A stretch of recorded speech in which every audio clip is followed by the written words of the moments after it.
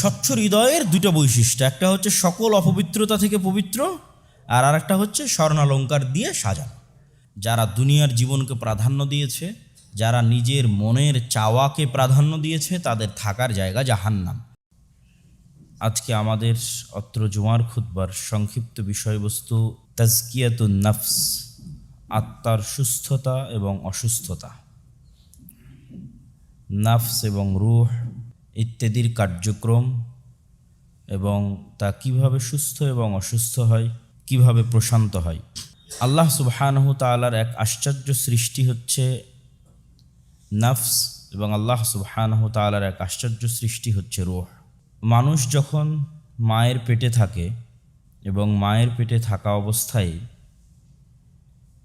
শুক্রকীট থেকে তার সমগ্র শরীরের যে রূপান্তরগুলো সংঘটিত হয়, তথা দুনিয়াবী শক্তিকে কাজে লাগিয়ে, দুনিয়ার আলো বাতাস খাবার পানি ইত্যাদিকে কাজে লাগিয়ে তার শরীরের মধ্যে যে শক্তি সঞ্চার হয়, এই শক্তি সঞ্চারগুলোকেই এই পুরো শরীর অঙ্গ প্রত্যঙ্গ এই সব কিছুর মধ্যে স্বাভাবিক যে শক্তি আছে সেটি হচ্ছে নফস। নফস যেহেতু দুনিয়াতে এবং দুনিয়াবী জিনিস দিয়ে তৈরি, এই জন্য তার আকর্ষণ এবং তার আকৃষ্ট থাকে দুনিয়ার প্রতি। আর নির্ধারিত দিনে আল্লাহ সুবহানাহু তাআলার নির্ধারিত ফেরেশতা মানুষের ওই শরীরের মধ্যে যেই রূহ দিয়ে যায়, এই রূহ হচ্ছে নূরুন লতিফ, এক প্রকার সূক্ষ্ম নূর, যেটির মাধ্যমে মানুষের চিন্তা শক্তি এবং বোঝার শক্তি সে পায়, তার অনুভূতি শক্তি কাজ করা শুরু করে। এবং এই রূহ যখন থাকে না, তখন মানুষের এই অনুভূতি শক্তি কাজ করে না।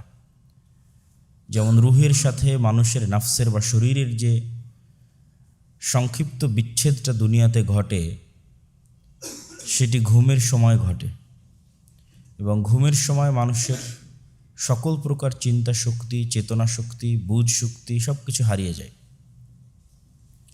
কেননা ওই সময় মানুষের রূহ তার সাথে সেইভাবে সম্পৃক্ত থাকে না যেইভাবে জাগ্রত অবস্থায় সম্পৃক্ত থাকে, বরং হালকা হলেও এক প্রকারের বিচ্ছেদ ঘটে, আর মৃত্যুর মাধ্যমে সেই বিচ্ছেদটা স্থায়ী হয়ে যায়।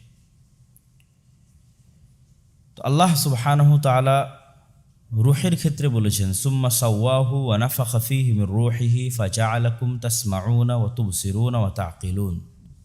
তিনি তোমাদেরকে সুন্দর করে সৃষ্টি করেছেন, সাজিয়েছেন, এবং তারপরে তাতে রূহ ফুঁকে দিয়েছেন।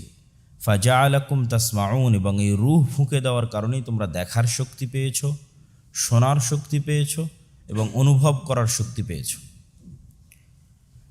আর এই রূহ যতক্ষণ ফুঁকে দেওয়া হয় না, ততক্ষণ এই দৃষ্টি শক্তি, শ্রবণ শক্তি এবং অনুভব করার শক্তি মানুষ পায় না। আল্লাহ সুবহানাহু ওয়া তাআলা কোরআন মাজিদে বলেন, আল্লাহু ইয়াতাওয়াফাল আনফুসা হিনা মাউতিহা ওয়াল্লাতী লাম তামুত ফি মানামিহা ফায়ুমসিকুল্লাতী ক্বাদা আলাইহাল মাউত ওয়া ইউরসিলুল উখরা ইলা আজালিম মুসাম্মা। মানুষ যখন ঘুমায়, তখন আল্লাহ সুবহানাহু ওয়া তাআলা মানুষের রূহগুলোকে নিজের নিকটে নিয়ে যান, এবং যার যার মৃত্যু দিতে চান ঘুমের মধ্যেই তাদের রূহগুলোকে স্থায়ীভাবে আটকে দেওয়া হয়। আর যাদেরকে ঘুমের মধ্যে মৃত্যু দিতে চান না, পরের দিন পুনরায় তাকে ঘুম থেকে জাগার সুযোগ দেন, তার রূহকে ফেরত দেওয়া হয়। এই জন্য ঘুমানোর দোয়া এবং ঘুম থেকে উঠার দোয়ার সাথে জাগ্রত হওয়া বা আমাদের ভাষায় ঘুমানো, এটিকে সম্পৃক্ত করা নাই, বরং আল্লাহ সুবহানাহু ওয়া তাআলা সম্পৃক্ত করেছেন মৃতকে এবং জীবিত হওয়াকে। যে আল্লাহুম্মা বিইসমিকা আমুতু ওয়া আহইয়া, এই দোয়ার অর্থ এটা নয় যে আল্লাহ আমি আপনার নামে ঘুমাতে যাচ্ছি, এই দোয়ার অর্থ হচ্ছে আল্লাহ আমি আপনার নামে মরতে যাচ্ছি। ওয়া আহইয়া, এবং পরের দিন সকালে ঘুম থেকে উঠবো, এটা নয়, পরের দিন সকালে মৃত থেকে আবার জীবিত হব। ঠিক ঘুম থেকে উঠার সময় আল্লাহ সুবহানাহু ওয়া তাআলা যে দোয়া শিখিয়েছেন, সেই দোয়ার মধ্যে এটা বলা নাই যে আল্লাহ ঘুম থেকে উঠলাম এই জন্য আপনার শুকরিয়া আদায় করছি, জি না, আহইয়ানা বা'দা মা আমাতানা, হ্যাঁ আল্লাহ আপনি আমাদের মৃত্যু দেওয়ার পর আবার আজ সকালে জীবিত করেছেন, এই জন্য আপনার শুকরিয়া আদায় করছি। তাহলে ঘুমের মধ্যে এক প্রকারের ছোটোখাটো মৃত্যু সংঘটিত হয়ে যায়, এবং ছোটোখাটো বারজাখি জীবনের স্বাদ মানুষ আস্বাদন করে, কিছুটা ধরন আঁচ করতে পারে যে বারজাখী জীবন কেমন হতে পারে।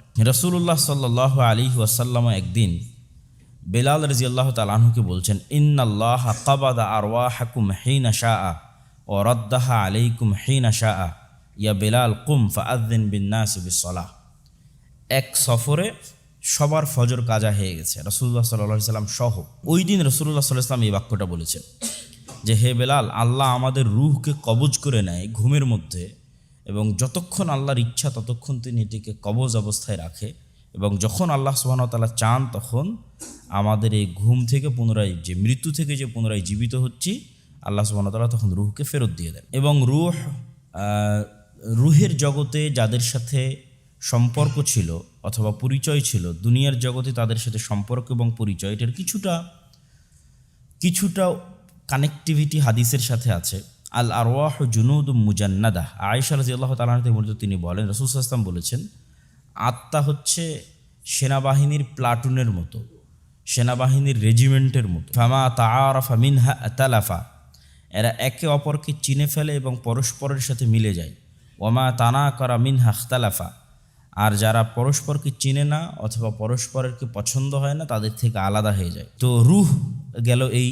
আর নফসের কথা আল্লাহ সুবহানাহু ওয়া তাআলা বলছেন, ফাআলহামাহা ফুজুরাহা ওয়া তাকওয়াহা, যে আল্লাহ সুবহানাহু ওয়া তাআলা এই নফসের মধ্যে তাকওয়া এবং ফুজুর, কল্যাণ এবং অকল্যাণ দুটি আল্লাহ সুবহানাহু ওয়া তাআলা ঢুকিয়ে দিয়েছেন। তথা আল্লাহ সুবহানাহু ওয়া তাআলা যখন মানুষকে সৃষ্টি করেন তখন মানুষের নফসের মধ্যে খারাপ কাজের চিন্তা এবং ভালো কাজের চিন্তা দুটি ইনস্টল করে দিয়েছেন। ফাআলহামাহা ফুজুরাহা ওয়া তাকওয়াহা, আল্লাহ ইলহাম করে দিয়েছেন, ইনস্টল এবং সেট আপ করে দিয়েছেন ফুজুরাহা পাপ কাজের চিন্তা, ওয়া তাকওয়াহা ভালো কাজের চিন্তা, যেটা আল্লাহ সুবহানাহু ওয়া তাআলা যখন ফেরেশতা তৈরি করেছেন তখন আল্লাহ সুবহানাহু ওয়া তাআলা এটি দেননি।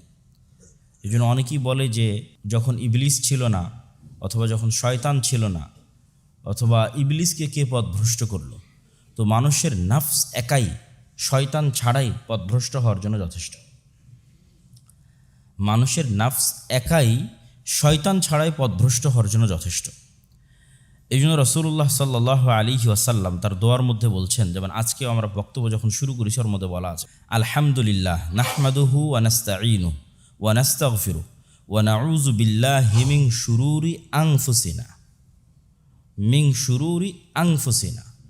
হে আল্লাহ, আমার নিজের নফসের অকল্যাণ থেকে আমি পরিত্রাণ চাই। এখানে কিন্তু শয়তান থেকে পরিত্রাণ চাওয়া নয়, নফসেরই অকল্যাণ আছে। নফস নিজেই, নফসের মধ্যে আল্লাহ সুবহানাহু ওয়া তাআলা কল্যাণ এবং অকল্যাণ দুটাই ইনস্টল করে দিয়েছে। ফলত শয়তান যদি নাও থাকে পৃথিবীতে, নফসের দুনিয়াবি চাহিদা বরকরার থাকবে, অব্যাহত থাকবে। নফসের দুনিয়ার সাথে যেহেতু তার কানেক্টিভিটি বেশি, এই জন্য দুনিয়াবি চাহিদা অব্যাহত থাকবে। দুনিয়ার খাওয়া, দুনিয়ার পড়া, দুনিয়ার ঘোরা, দুনিয়ার নারী, দুনিয়ার নেশা, দুনিয়ার মদ, দুনিয়ার যা আরাম আয়েশ আছে তার প্রত্যেকটা জন্মগতভাবে নফসের পছন্দ। আলাদা করে শয়তান ওয়াসওয়াসা দিবে নফসে, কথা ঠিক আছে, কিন্তু শয়তান যদি নাও থাকে তবুও নফসের একাই এই জিনিসগুলো ভালো লাগে এমনিতেই। এই জন্য রাসূলুল্লাহ সাল্লাল্লাহু আলাইহি ওয়াসাল্লাম দোয়ার মধ্যে বলছেন, ওয়া নাউযু বিল্লাহি মিন শুরুরি আনফুসিনা, যেটা আমরা প্রত্যেক বক্তব্যের শুরুতে বলি যে আল্লাহ, আমি আমার নিজের নফসের অকল্যাণ থেকে বাঁচতে চাই। ওয়া মিন সাইয়্যাতি আমালিনা, আর আমাদের যে খারাপ কাজগুলো করেছি প্রত্যেকটা খারাপ কাজের রিয়াকশান আছে।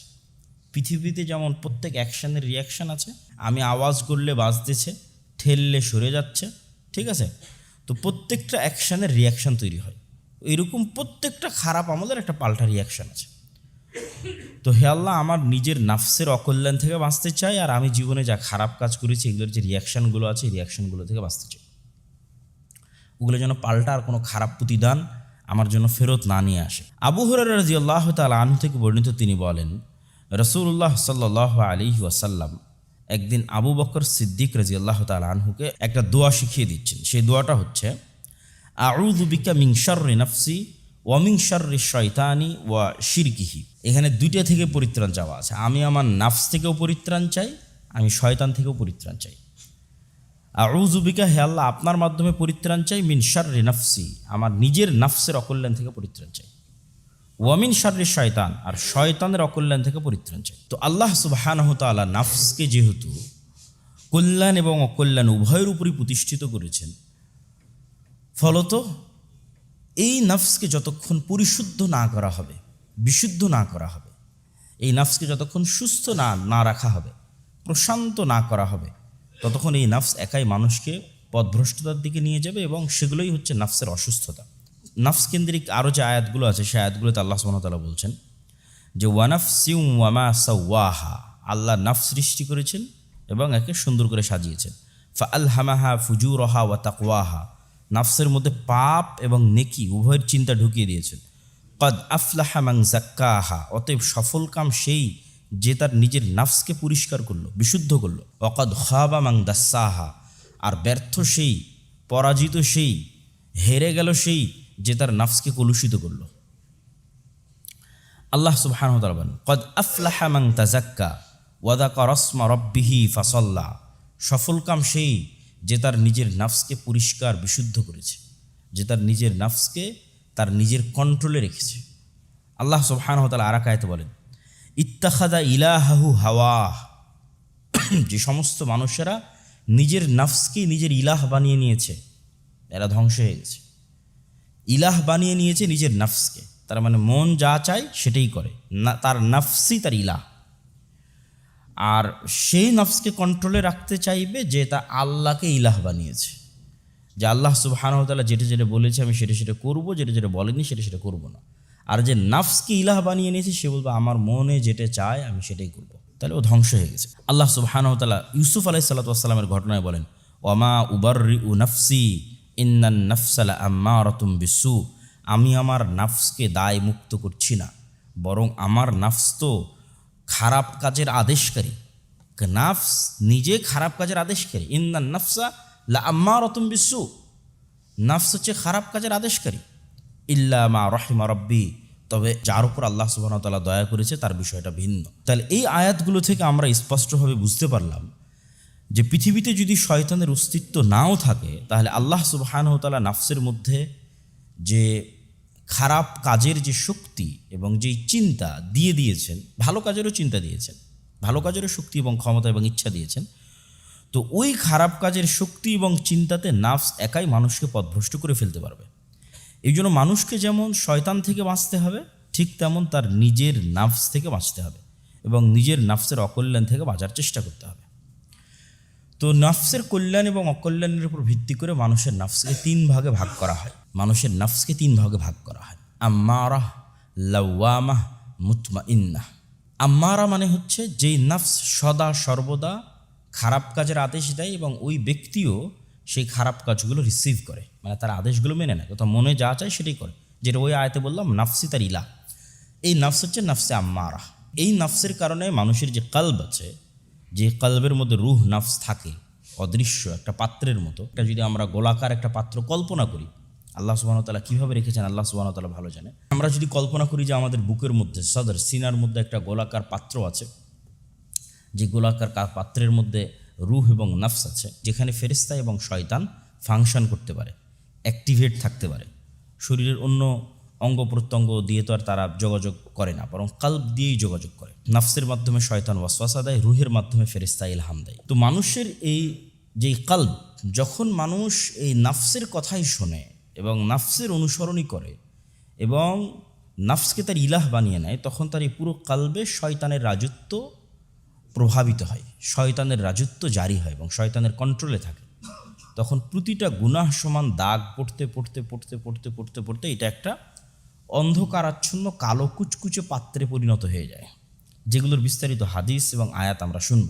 আর নাফসে লাওয়ামা, এই নাফসটা হচ্ছে, আচ্ছা তার আগে নাফসে মুতমাইনের আলোচনা করি। নাফসে মুতমাইন্না ঠিক নাফসে আম্মারার বিপরীত, তথা যেখানে নিজের নাফসকে সে কন্ট্রোলে রেখেছে, সে নাফসের কোনো কথা শোনে না, তথা নিজের মনের কোনো কথা শোনে না।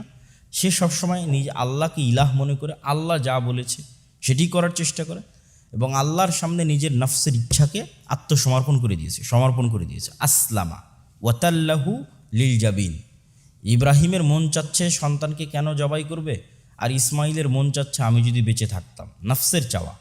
কিন্তু এই দুইজনই নাফসের চাওয়াকে কুরবানি দিয়ে দিয়েছে। আসলামা, ইসলাম গ্রহণ করে নিয়েছে, আত্মসমর্পণ করে দিয়েছে। ওয়াতাল্লাহু লিল জাবিন, ঘাড় এগিয়ে দিয়েছে, আল্লাহর চাওয়ার সামনে সমর্পণ করে দিয়েছে। তো মুতমাইন্নাহ যারা, তাদের নফসের চাওয়াকে তারা আল্লাহ সুবহানাহু ওয়া তাআলার চাওয়ার সামনে এমনভাবে সম্পূর্ণ করে দিয়েছে যে এখানে ফেরেশতার রাজত্ব এবং আল্লাহ সুবহানাহু ওয়া তাআলার উলুহিয়াতের রাজত্ব এবং নূরের প্রভাব সবচেয়ে বেশি। ফলত এই নাফসটা হচ্ছে নাফসে মুতমাইন্নাহ।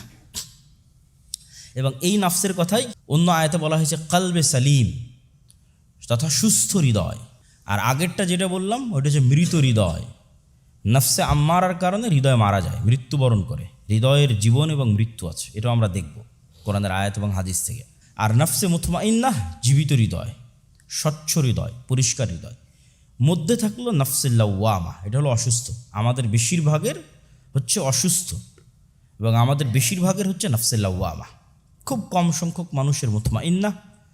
আবার বর্তমান সমাজের অনেক মানুষের হচ্ছে নাফসে আম্মারাহ। আর বেশিরভাগ যারা মোটামুটি টুকটাক সালাত আদায় করে, ঠিক আছে, টুকটাক দিনের পথে চলার চেষ্টা করে, তাদের বেশিরভাগের হচ্ছে অসুস্থ, তথা আদেশ দেয় আবার তিরস্কারও করে। খারাপ কাজের আদেশও দেয়, আবার বলে করলি কেন, আফসোস হয় যে কেন আমি এই কাজ করলাম, আবার ওই কাজ করার দিকে সেই উদ্বুদ্ধ করেছে। আবার কাজটা হয়ে গেলে বলে কেন এটা করলাম, কিন্তু ঠিক হলো না। এই যে ভালো এবং মন্দের দ্বন্দ্বের মধ্যে 24 ঘন্টা, কখনো শয়তানের সাথে, কখনো ফেরেশতার সাথে, কখনো আল্লাহ সুবহানাহু ওয়া তাআলার আদেশের সাথে, কখনো নাফসের আদেশের সাথে।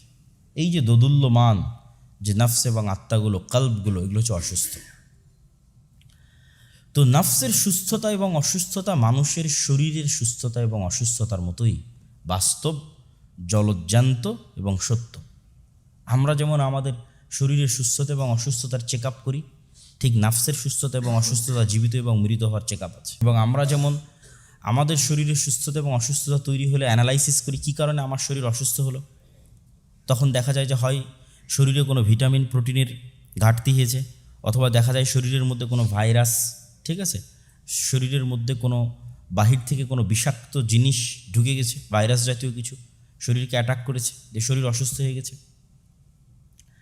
তো ঠিক তেমনি মানুষের নাফসের অবস্থাও তাই, যে মানুষের নাফসে ভিটামিন প্রোটিনের কমতি হচ্ছে ইবাদতের কমতি, এবং মানুষের নাফসে ভাইরাসের ইনপুট হচ্ছে চোখ এবং কান দিয়ে বিষাক্ত জিনিস রিসিভ করা। ঠিক যেমন ডায়াবেটিসের রোগী চিন্তা করবে যে না, আমাকে চিনি এবং কোলেস্ট্রল থেকে বেঁচে থাকতে হবে, কেননা চিনি এবং কোলেস্ট্রল তার শরীরের মধ্যে যেন সে পয়জন ঢুকাচ্ছে, ভাইরাস ঢুকাচ্ছে। তো ঠিক তেমনি অসুস্থ যার নাফস, তাকে চিন্তা করতে হবে যে না, আমার চোখ এবং আমার কানকে, আমার মুখকে, আমার জিহ্বাকে, এগুলোকে কন্ট্রোল করতে হবে, এগুলো দিয়ে বিষ ঢুকে যাচ্ছে আমার নাফসের মধ্যে। তাহলে নাফসের ভিটামিন এবং প্রোটিন হচ্ছে ইবাদত এবং জিকির, তথা সালাত ঠিক নাই, জিকির ঠিক নাই, তার মানে এখানে ভিটামিন প্রোটিনের কমতি দেখা দিয়েছে, ঠিক যে কারণে শরীর অসুস্থ হয়ে যায়। তাহলে ওই কমতি থাকলে ওটা পূরণ করতে হবে। আর যদি দেখা যায় না, বাহির থেকে ভাইরাস ঢুকে নাফস ধ্বংস হয়ে গেছে, যেমন শরীর বাহির থেকে ভাইরাস ঢুকে, হেপাটাইটিস বি, টি ইত্যাদি অসংখ্য ভাইরাস, করোনা ভাইরাস সব ঢুকে, অথবা ডায়াবেটিস রোগীর অতিরিক্ত চিনি খেয়ে নিয়েছে, এই যে যে বিষয়গুলো আছে, ব্যাড কোলেস্ট্রল বেড়ে গেছে, তাহলে আপনার নাফসে ব্যাড কোলেস্ট্রল বেড়ে গেছে, বিষ ঢুকতেছে চোখ দিয়ে, কান দিয়ে এবং জিহ্বা দিয়ে। তাহলে এই তিনটার ব্যবহার যত কমায় দিবেন, যত কন্ট্রোলে নিয়ে আসবেন, তত আপনার নাফস ধীরে ধীরে আবার সুস্থ হওয়ার দিকে এগিয়ে যাবে। তাহলে আমাদের মনে রাখতে হবে যে নাফসের সুস্থতা এবং অসুস্থতা মানুষের শরীরের সুস্থতা এবং অসুস্থতার মতো বাস্তব এবং জলজ্জান্ত এবং অতি সত্য। কালবের জীবিত থাকার আলামত হচ্ছে নূর থাকা, আর কালবের মৃত হয়ে যাওয়ার আলামত হচ্ছে নূর না থাকা। যেমন শরীরের জীবিত এবং মৃত থাকার আলামত দেখা যায় পালস দিয়ে, প্রেশার চেক করে যে এই মানুষটা বেঁচে আছে না মারা গেছে। তাহলে আপনার কালব জীবিত না মৃত হয়ে গেছে, এইটা চেক করতে হবে এর মধ্যে নূর আছে না নাই। যদি নূর থাকে তাহলে এখনও বেঁচে আছে, আর যদি নূর না থাকে তাহলে মারা গেছে, কালব মৃত্যুবরণ করেছে। এবং আল্লাহ সুবহানাহু ওয়া তাআলা পবিত্র কোরআনে মৃত হৃদয়কে বিভিন্নভাবে তুলে ধরেছে। মৃত হৃদয়ের বর্ণনা কোরআনে এবং রাসূল সাল্লাল্লাহু আলাইহি ওয়াসাল্লাম হাদিসে বিভিন্নভাবে তুলে ধরেছে। আল্লাহ বলেন, ওয়ালাকাদ যারা'না লিজাহান্নামা কাসীরাম মিনাল জিন্নি ওয়াল ইনসি লাহুম কুলুবুন লা ইয়াফকাহুনা বিহা ওয়া লাহুম আ'য়ুনুন লা ইউবসিরুনা বিহা ওয়া লাহুম আযানুন লা ইয়াসমাউনা বিহা উলাইকা কাল আনআমি বাল হুম আদাল উলাইকা হুমুল গাফিলুন। আল্লাহ সুবহানাহু ওয়া তাআলা কোরআন মাজিদে মৃত হৃদয়ের কথা বিভিন্ন শব্দ দিয়ে তুলে ধরেছে। যেমন আল্লাহ বলেন, খাতামাল্লাহু আলা কুলুবিহিম, আল্লাহ সুবহানাহু ওয়া তাআলা তাদের কলবে মোহর মেরে দিয়েছে, এটা হচ্ছে মৃত হৃদয়। এই হৃদয় মারা গেছে। এই জন্য আল্লাহ বলতেছেন যে এই হৃদয়ে মোহর মারা হয়ে গেছে, এই হৃদয়ে কোনো নূর নাই, মৃত হৃদয়। আর এক আয়াতে আল্লাহ সুবহানাহু ওয়া তাআলা বলছেন যে আমি জাহান্নামকে প্রস্তুত করেছি এমন মানুষ আর এমন জিনের জন্য যাদের কাল্ব, মানে এখানে বাস্তবে হার্টবিট কাজ করতেছে, বাস্তবে পালস কাজ করতেছে, কিন্তু লা ইয়াফকাহুনা বিহা, এই কাল্বের যেটা মূল কাজ, সেই কাজের সক্ষমতা সে হারিয়ে ফেলেছে। ভালো মন্দের পার্থক্য সে আর জানে না, কেন এখানে নূর নাই, ফলত সে আর ভালো মন্দের পার্থক্য করতে পারে না, এটা মারা গেছে। লা ইয়াফকাহুনা বিহা, বুঝতে পারেন। ওয়ালাহুম আ'য়ুনুন লা ইবসিরুনা বিহা, এই চোখ দিয়ে আসলে যেইটা দেখা উচিত সেইটা সে আর দেখে ধরতে পারে না, মানে ভালো মন্দের পার্থক্য আর করতে পারে না। তাদের যে কান আছে, এই কান শোনার ক্ষমতা হারিয়ে ফেলেছে।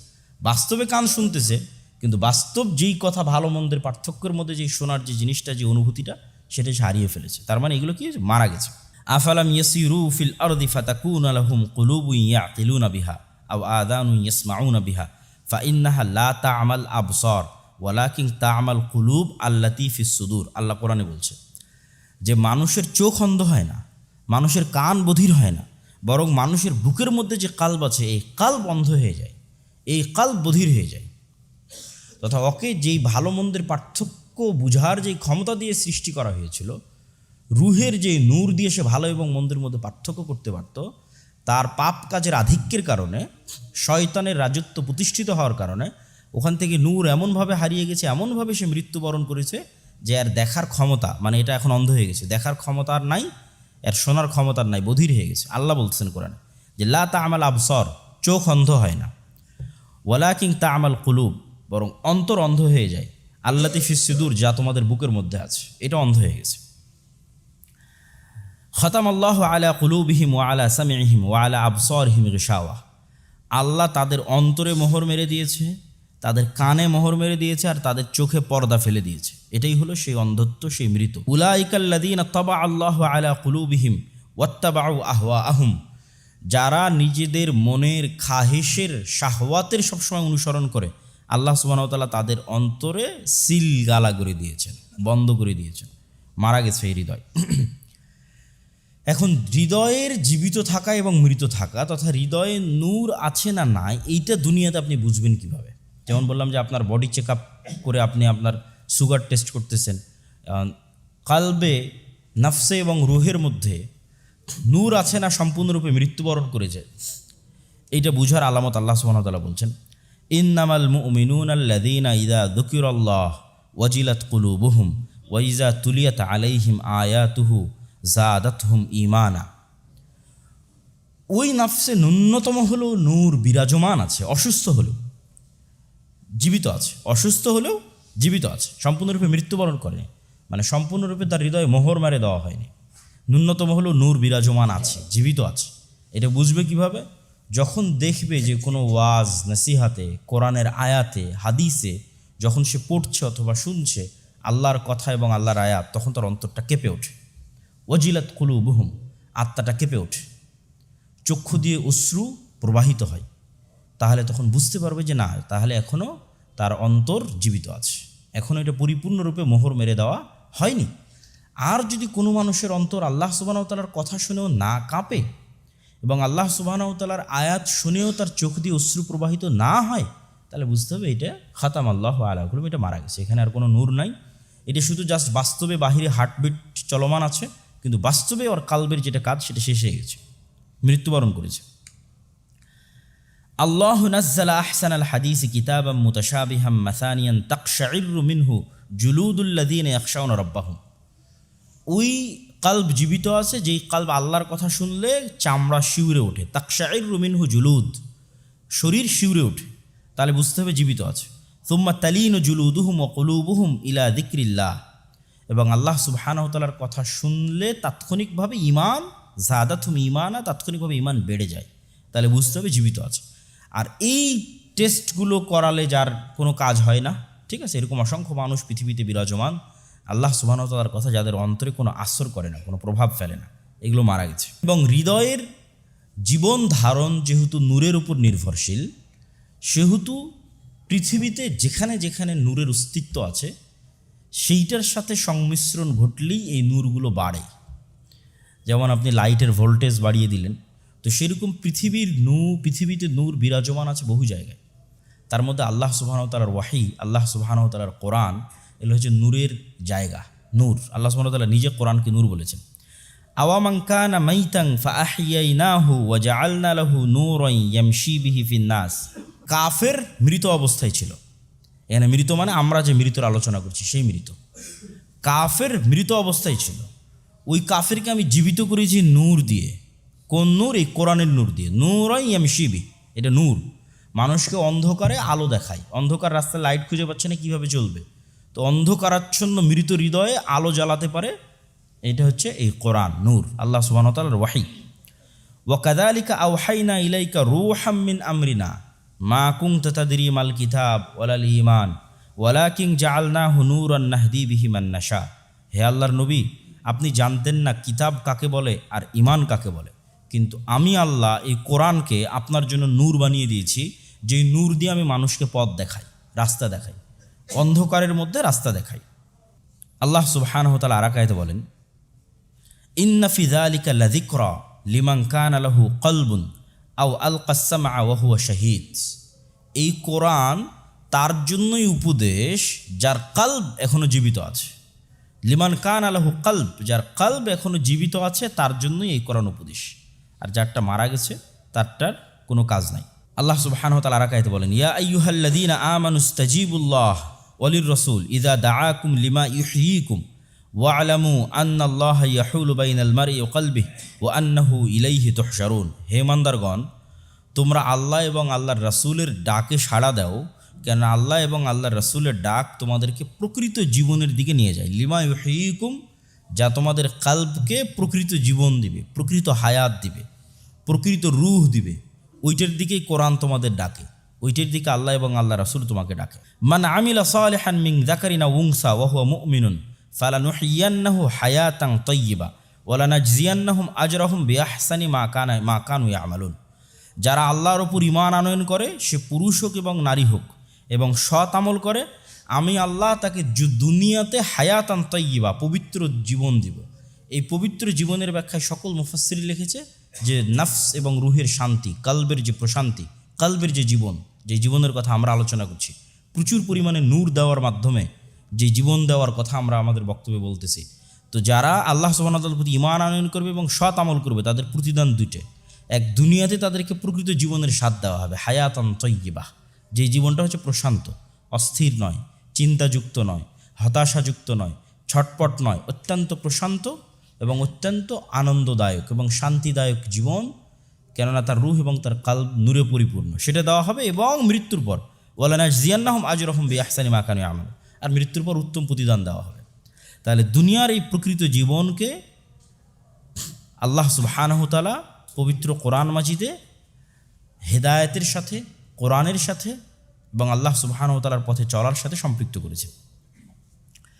আল্লাহ সুবহানাহু ওয়া তাআলা আরেক আয়াতে বলেন, ইয়াউমা লা ইয়ানফাউ মালুন ওয়ালা বানুন ইল্লা মান আতাল্লাহ বিকলবিন সালিম।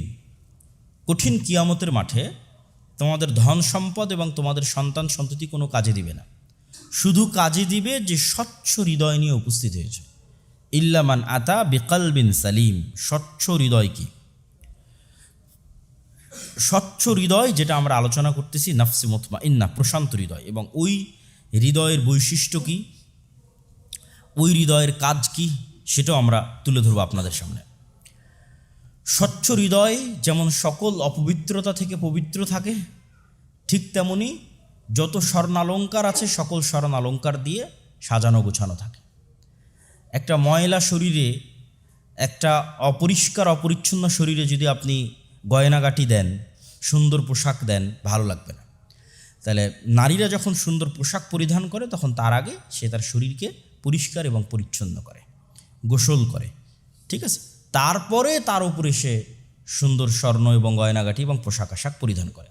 তাহলে কালবে সালিম, স্বচ্ছ হৃদয় হচ্ছে দুইটা, এক সকল অপবিত্রতা থেকে পবিত্র, আর দুই ওখানে প্রচুর স্বর্ণালঙ্কার আছে। তাহলে অপবিত্রতাগুলো কি কি? যেমন সবচেয়ে বড় অপবিত্রতা হচ্ছে শিরক। তাহলে কালবে সালিমের প্রথম বৈশিষ্ট্য হচ্ছে, স্বচ্ছ হৃদয়ের প্রথম বৈশিষ্ট্য হচ্ছে, প্রশান্ত হৃদয়ের প্রথম বৈশিষ্ট্য হচ্ছে সে তাওহীদে বিশ্বাসী। এবং কোনভাবে তাওহীদে বিশ্বাসী? আমরা শুধু যেইভাবে বুঝি সেইভাবে নয়, যেমন আমরা কিন্তু তাওহীদকে এতটুকুর মধ্যে সীমাবদ্ধ করে নিয়েছি যে ঠিক আছে, আমি তাবিজ লাগালাম না, আমি কবরে গেলাম না, আমি কবরের কাছে চাইলাম না, তাহলে আমি তাওহীদপন্থী। কিন্তু ঠিকই আমার অন্তরে টাকার নেশা আছে, ঠিকই আমার অন্তরে আর একজন নারীর নেশা আছে, ঠিকই আমার অন্তরে ক্ষমতা এবং মর্যাদার লোভ এবং নেশা আছে। তাহলে অন্তরের পবিত্রতা মানে, অন্তরে পূর্ণাঙ্গ তাওহীদ মানে সব কিছু আল্লাহ কেন্দ্রিক, সব কিছু। শুধু ওই দোয়া এবং ইবাদত নয়, শুধু দোয়া এবং ইবাদতে আপনি তাবিজ কবজ সেটা নয়, সব কিছু আপনার কাছে আল্লাহ সুবহানাহু তাআলার ভালোবাসার চাইতে, আল্লাহ সুবহানাহু তাআলার সাথে সম্পর্কের চাইতে এই নফস, এই কলব, এই রুহের কাছে আর কোনো কিছুই পৃথিবীতে প্রিয় নয়।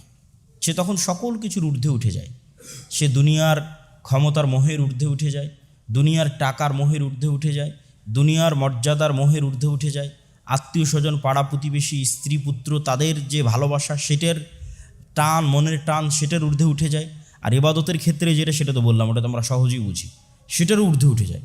পরিপূর্ণরূপে এই কালবটা তখন পরিষ্কার, কোনো কিছুর প্রভাব এই কালবে আর নাই, দুনিয়াবি কোনো কিছুর প্রভাব নাই। সে তখন পরিপূর্ণরূপে আল্লাহ সুবহানাহু ওয়া তাআলার জন্য। এবার এর উপরে স্বর্ণালঙ্কার প্রতিষ্ঠিত হবে আমালে সালেহ, তথা তার সালাত, তার সিয়াম, তার জিকির, তার আজকার, এগুলো হচ্ছে তার সুন্দর কাপড় এবং সুন্দর স্বর্ণালঙ্কার, সুন্দর মেকআপ, যেটি দিয়ে সে এই কালবকে আরো সুন্দর করে সাজাবে। তাহলে স্বচ্ছ হৃদয়ের দুটো বৈশিষ্ট্য, একটা হচ্ছে সকল অপবিত্রতা থেকে পবিত্র, আর আরেকটা হচ্ছে স্বর্ণালঙ্কার দিয়ে সাজানো। তো সকল অপবিত্রতা থেকে পবিত্র মানে পরিপূর্ণরূপে তাওহীদ, শতভাগ তাওহীদ, মানে শুধু ইবাদতের ক্ষেত্রে নয়, সকল ক্ষেত্রে, জীবনের প্রত্যেক ক্ষেত্রে প্রাধান্য পায় আল্লাহ সুবহানাহু ওয়া তাআলার সন্তুষ্টি। ওয়া আম্মা মান তাগা ওয়া আসারাল হায়াতাদ দুনিয়া ফা ইন্নাল জাহিমা হিয়াল মাওয়া, যারা দুনিয়ার জীবনকে প্রাধান্য দিয়েছে, যারা নিজের মনের চাওয়াকে প্রাধান্য দিয়েছে, তাদের থাকার জায়গা জাহান্নাম। ওয়া আম্মা মান খাফা মাকামা রাব্বিহি ওয়া নাহান নাফসা আনিল হাওয়া, আর যে তার প্রতিপালকের মর্যাদা, প্রতিপালকের ভীতি, প্রতিপালকের ভালোবাসাকে চোখের সামনে রেখে, তার চোখ যখন লজ্জায় অবনত হয়ে আসে, ওয়ানাহান নাফসা আনিল হাওয়া, এই প্রতিপালককে সামনে রেখে সে তার নিজের নাফসকে সব কিছু থেকে বিরত রেখেছে। আনিল হাওয়া, তার মনের যা চাওয়া, সব চাওয়া থেকে বিরত রেখেছে। কি কারণে? খাফা মাকামা রাব্বি, আল্লাহর যে স্থান তার কলবে প্রতিষ্ঠিত আছে, আল্লাহর যে মর্যাদা এবং সম্মান, আল্লাহ সুবহানাহু ওয়া তাআলার যে ভীতি, প্রভাব এবং প্রতিপত্তি তার কলবে প্রতিষ্ঠিত আছে, এইটাকে সামনে রেখে ওয়ানাহান নাফসা আনিল হাওয়া, তার নাফসকে সে সকল গুনাহের কাজ থেকে বিরত রেখেছে। ফা ইন্নাল জান্নাতা হিয়াল মাওয়া, তাহলে তার থাকার জায়গা হচ্ছে জান্নাত। তাহলে যে ব্যক্তি তার নাফসকে ছেড়ে দিল, ইবনুল কাইয়িম রাহিমাহুল্লাহ বলছে যে মানুষ তার নাফসকে যত বেশি ছাড় দিবে, জাহান্নামে তার শরীর তত বড় হবে। জাহান্নামীদের যে শরীরের বড়র কথা আপনারা শাইখ আব্দুর রাজ্জাক বিন ইউসুফের বক্তব্যে শুনেছেন, যে এক কাঁধ থেকে আর এক কাঁধের দূরত্ব এত, এক কান থেকে আর এক কানের দূরত্ব এত, চামড়ার মোটা এত, বিস্তর বিবরণ এর মধ্যেই মরণ একদিন আসবে বইয়ের মধ্যেও আছে এবং শাইখ আব্দুর রাজ্জাক বিন ইউসুফের বক্তব্যেও আছে। তো ইবনুল কাইয়িম রাহিমাহুল্লাহ বলছেন এটা মূলত দুনিয়াতে থাকা অবস্থায় তার নাফসের চাহিদাকে সে যত ছাড় দিয়েছে, ওইভাবে জাহান্নামে তার শরীর বড় হবে। আর ওইটাকে সে যত সংকীর্ণ করে রেখেছে আল্লাহ সুবহানাহু ওয়া তাআলার ভয়ে, ওইভাবে সে জান্নাতে প্রবেশ করবে। ওয়া আম্মা মান খাফা মাকামা রাব্বিহি ওয়া নাহান নাফসা ফা ইন্নাল জান্নাতা হিয়াল মাওয়া। ইয়া আইয়াতুহান নাফসুল মুতমাইন্নাহ ইরজিই ইলা রাব্বিকি রাযিয়াতাম মারদিয়াহ, হে প্রশান্ত হৃদয়, তুমি সন্তুষ্ট অবস্থায় তোমার প্রতিপালকের নিকটে ফিরে যাও। তুমি নিজেও সন্তুষ্ট, তোমার প্রতিপালকও সন্তুষ্ট, উভয়ই সন্তুষ্ট। তাহলে প্রশান্ত হৃদয় এক সেকেন্ডের জন্য আল্লাহর কাছে ফিরে যেতে ভয় পায় না। প্রশান্ত হৃদয় বরং আল্লাহর কাছে ফিরে যাওয়ার জন্য উদ্গ্রীব থাকে। মুসলিম উম্মার পরিচয় হচ্ছে তারা মৃত্যুকে ভালোবাসে, তথা সে 24 ঘন্টা প্রস্তুত, রেডি, যে তার না দুনিয়ার কোনো মোহমায়া তার অন্তরে আছে, না টাকা পয়সার মোহমায়া, না স্ত্রী পুত্রের ভালোবাসা। সে আল্লাহ সুবহানাহু ওয়া তাআলার ভালোবাসাকে এত প্রাধান্য দেয় যে সে সবসময় মৃত্যুর জন্য প্রস্তুত থাকে। এই জন্য প্রশান্ত হৃদয় মৃত্যুর সময় ছটপট করে না। করোনা ভাইরাসের সময় মেডিকেল এবং ক্লিনিকগুলোতে যেহেতু আমার যাওয়ার সুযোগ হয়েছে, যখন একদম খুব ভয়ঙ্কর সময়, তখন মানুষের বাঁচার জন্য যে তাড়না, মানুষের বাঁচার জন্য যে আবেগ, যে চেষ্টা, এটা মানুষের হৃদয়কে অস্থির করে দিত। তাই আমি ওই সময় অনেক মানুষের কাছে গিয়ে যখন এই নাসিহাটা করতাম, দেখতাম যে প্রশান্ত হয়ে গেছে হৃদয়। আমি গিয়ে নাসিহা করতাম, দেখেন আজ হোক অথবা কাল হোক আপনাকে মৃত্যুবরণ করাই লাগবে। বাঁচার জন্য তো আপনার আত্মীয় স্বজন চেষ্টা করছে, কিন্তু আপনি মৃত্যুর জন্য প্রস্তুতি নেন। আপনি নিজের নাফসকে প্রশান্ত করে ফেলেন যে না ঠিক আছে আমাকে মারা যেতেই হবে, এই মনে করে আপনি এখন জিকির আজকার তাসবিহ তাহলিল এবং ইস্তেগফারে ব্যস্ত থাকেন। মৃত্যুটাকে নিশ্চিত জেনে নিয়ে প্রশান্ত হয়ে যান। কেন এই জিনিসটা আমি করোনার সময় আমার দাদির মধ্যেও দেখেছিলাম যে উনি মৃত্যুর জন্য প্রস্তুত ছিলেন, যে ওনাকে বাঁচার জন্য মেডিকেলে নিয়ে যাওয়া হোক, ক্লিনিকে নিয়ে যাওয়া হোক, আইসিইউতে নিয়ে যাওয়া হোক, অক্সিজেন দেওয়া হোক, সব অফ। ওনার যতক্ষণ হুঁশ ছিল না দরকার নেই, আমার হায়াতের সময় শেষে এসেছে, আমাকে চলে যেতে হবে, অতএব এগুলো করে কষ্ট দিও না এবং নিজেরাও কষ্ট করো না। তাই এরকম প্রশান্ত হৃদয়ের মানুষেরা মৃত্যুর জন্য এবং আল্লাহর সাথে সাক্ষাতের জন্য ইয়াজুন্নুনা আন্নাহুম মুলাকুল্লাহ, তারা দৃঢ়ভাবে বিশ্বাস করে যে তারা তাদের প্রতিপালকের সাথে সাক্ষাৎ করবে, এই জন্য তারা প্রস্তুত থাকে। আল্লাহ সুবহানাহু ওয়া তাআলা অন্তরের অসুস্থতার কথা পবিত্র কোরআন মাজিদে বিভিন্ন আয়াতে তুলে ধরেছে। অন্তরের জীবিত এবং মৃত দেখলাম, অন্তরের অসুস্থতার কথাও তুলে ধরেছে। ফি কুলুবিহিম মারাদুন ফাযাদাহুমুল্লাহু মারাদা, তাদের অন্তরের রোগ আছে আর আমি আল্লাহ এই রোগকে, অসুস্থতাকে আরও বাড়িয়ে দিয়েছি। তো অন্তরের এই অসুস্থতা পবিত্র কোরআন মাজিদের সকল আয়াতকে যদি আমরা সামনে রাখি তাহলে দুই ভাগে ভাগ করা যায়। একটা হচ্ছে নেফাকির অসুস্থতা আর একটা হচ্ছে অশ্লীলতার অসুস্থতা। যেমন অশ্লীলতার অসুস্থতার কথা আল্লাহ সুবহানাহু ওয়া তাআলা কোরআন মাজিদে বলছেন, ইয়া নিসা আন-নাবিয়্যি লাস্তুন্না কাআহাদিম মিনান নিসা ইনিত্তাকাইতুন্না ফালা তাখদা'না বিল কওল ফায়াতমাআল্লাযী ফি কলবিহি মারাদ। হে নবীর স্ত্রীরা, হে মুমিনের মায়েরা, আপনারা যখন মানুষদের সাথে কথা বলবেন তখন আপনাদের কণ্ঠকে নরম করিয়েন না। কেন আপনাদের কণ্ঠকে যদি নরম করেন তাহলে যাদের অন্তরে অসুস্থতা আছে তাদের অসুস্থতা আরও বেড়ে যাবে। তাহলে অন্তরের একটা অসুস্থতা হচ্ছে অশ্লীলতার প্রতি টান এবং আগ্রহ, আর আরেকটা অসুস্থতা হচ্ছে নেফাকি, যেটা আল্লাহ সুবহানাহু ওয়া তাআলা মুনাফিকের ক্ষেত্রে বলেছেন, ইয ক্বালাল মুনাফিকুনা ওয়াল্লাযীনা ফি কুলুবিহিম মারাদ। মুনাফিকিরা যাদের অন্তরে অসুস্থতা আছে তথা ঈমান নিয়ে তারা মানুষের সাথে ধোঁকার খেলায় মত্ত আছে, মিথ্যা কথা বলা, আমানতের খেয়ানত করা, ওয়াদা ভঙ্গ করা, যে দায়িত্বে আছে সেই দায়িত্বে সঠিকভাবে পালন না করা, সত্যবাদিতা এবং ন্যায়পরায়ণতার ঘাটতি করা, এগুলো সব হচ্ছে নেফাকি, মুনাফিকের আলামত।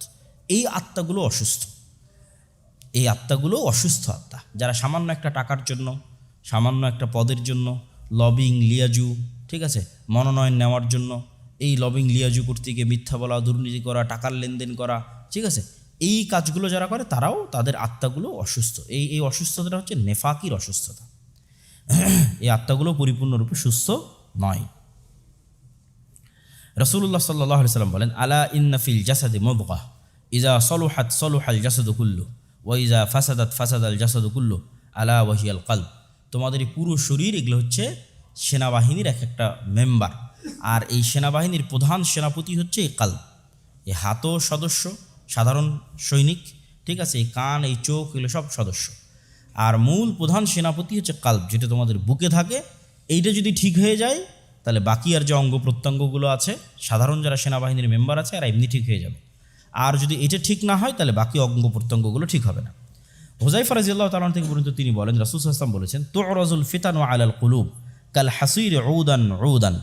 মানুষের এই কলবের উপরে বিভিন্ন রকমের শাহওয়াত, মনের চাওয়া এবং ফিতনা পেশ করতে থাকা হয় একটার পর একটা। ফাআইয়ু কলবিন উশরিবাহা নুকিতা ফিহি নুকতাতান সাউদা।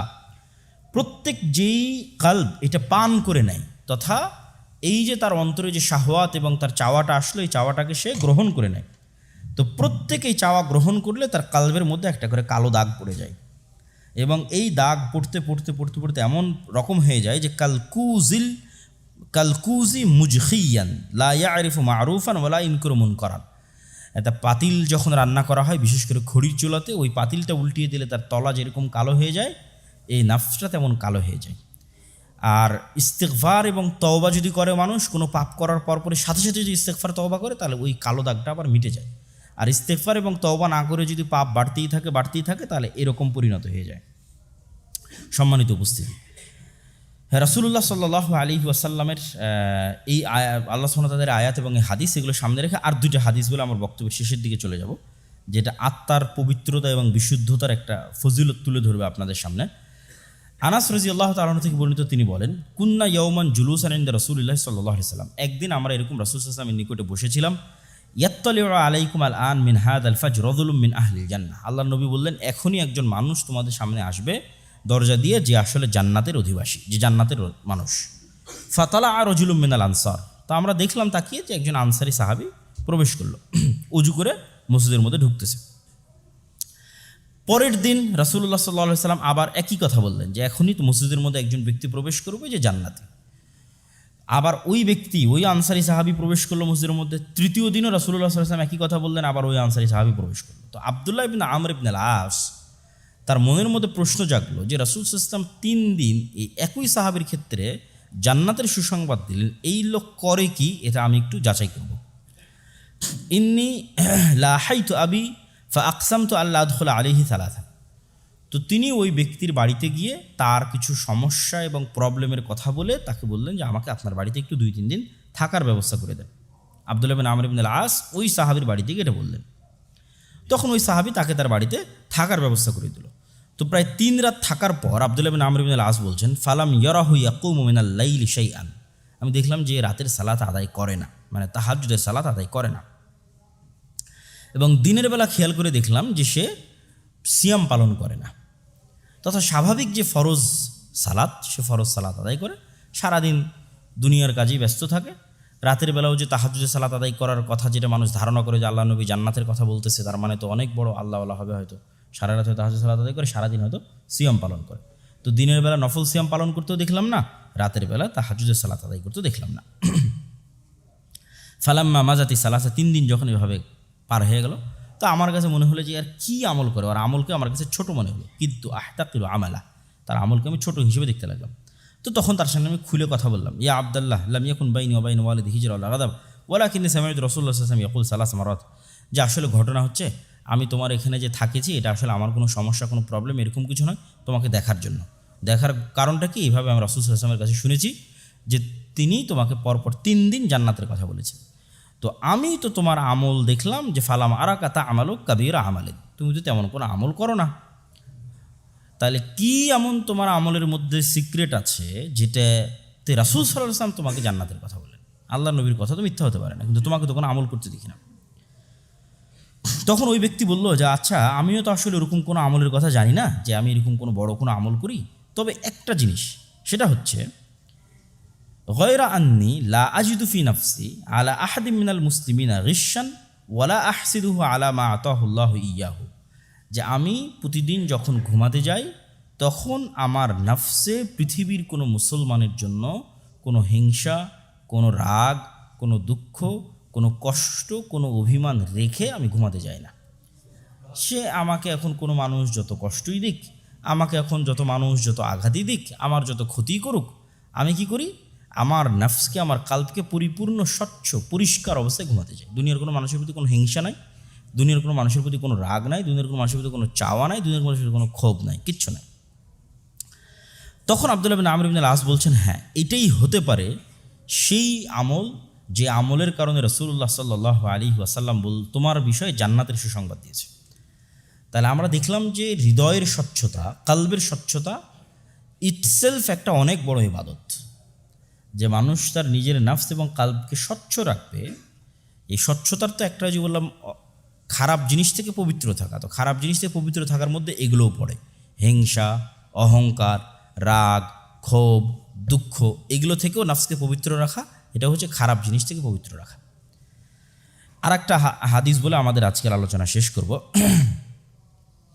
রাসূলুল্লাহ সাল্লাল্লাহু আলাইহি ওয়াসাল্লাম বলেন, আবু সাঈদ খুদরি রাদিয়াল্লাহু তাআলা থেকে বর্ণিত, যে ইয়াখলুসুল মুমিনুনা মিনান নারি ফায়ুহবাসুনা আলা কানতারাতিন বাইনাল জান্নাতি ওয়ান নার, মুমিনদেরকে জান্নাত এবং জাহান্নামের মাঝে একটা নদীর ধারে আটকানো হবে, তাদেরকে জান্নাতে ঢুকতে দেওয়া হবে না।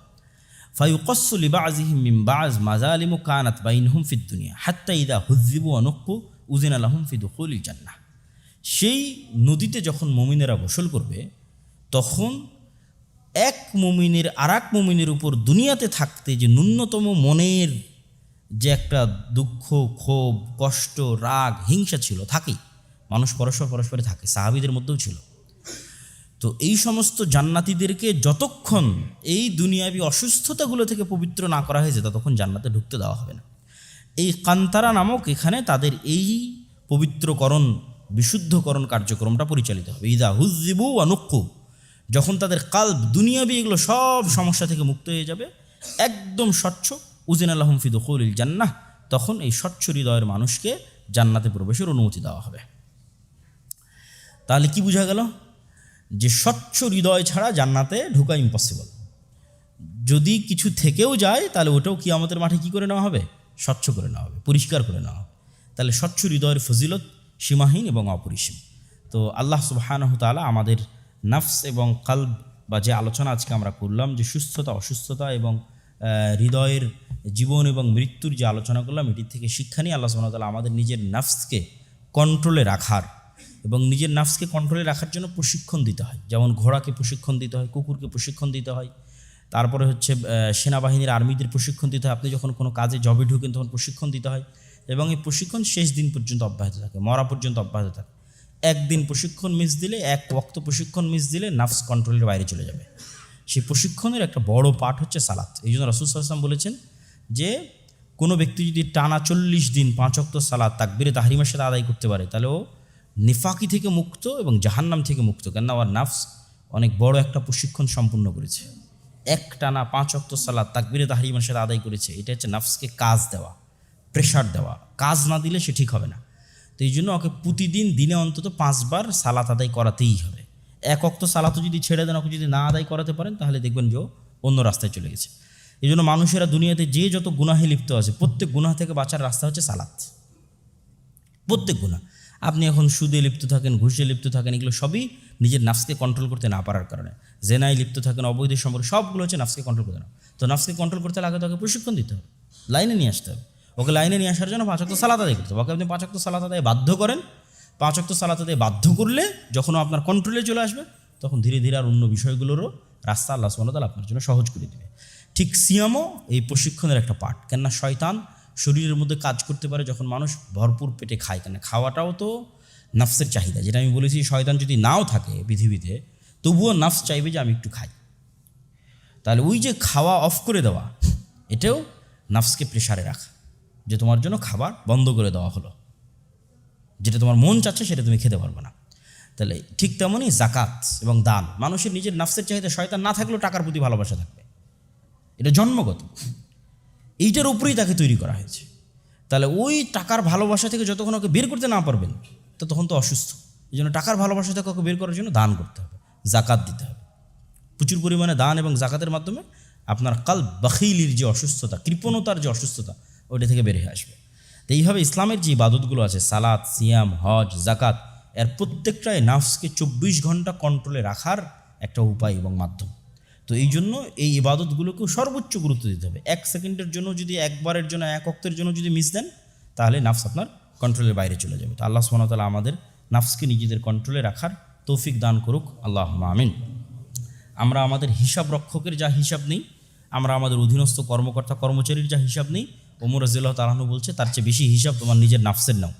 কেন তুমি যে পার্টনারের সাথে শেয়ারে ব্যবসা করো, তোমার অধীনস্থ কর্মচারী যে হিসাব রক্ষক আছে, এরা তোমাকে যতটুকু ধোঁকা দিতে পারবে, ওয়াল্লাহি আল্লাহর কসম, তোমার নিজের নফস তোমাকে তার চেয়ে বেশি ধোঁকা দিবে। তুমি ধরতেই পারবে না যে কখন তোমাকে ধোঁকা দিয়ে দিয়েছে। অর্থাৎ 24 ঘন্টা সতর্ক থাকো এবং ওকে কন্ট্রোলে রাখার চেষ্টা করো।